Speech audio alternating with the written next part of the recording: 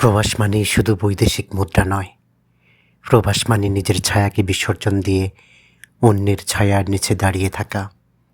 প্রবাসের বাস্তবতাকে যারা দূর থেকে দেখেন তারা শুধু চাকচিক্য আর অর্জনের হিসেবটাই চোখে দেখেন, কিন্তু সেই অর্জনের আড়ালে প্রতিদিন যে কতগুলো ছোট বড় বিসর্জন দিতে হয় তা শুধু একজন প্রবাস জীবনযাপন করা মানুষই অনুভব করতে পারেন।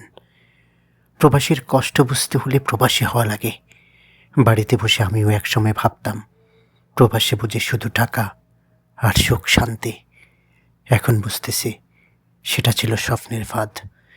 স্বপ্নের ফাঁদে পড়ে আমরা অনেকেই ঘর ছেড়েছি।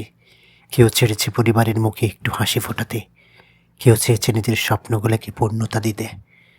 কিন্তু আসার পর দেখি প্রবাস আমাদের টাকা তো দিচ্ছে, কিন্তু কেড়ে নিচ্ছে জীবনের সবচেয়ে সুন্দর মুহূর্তগুলো।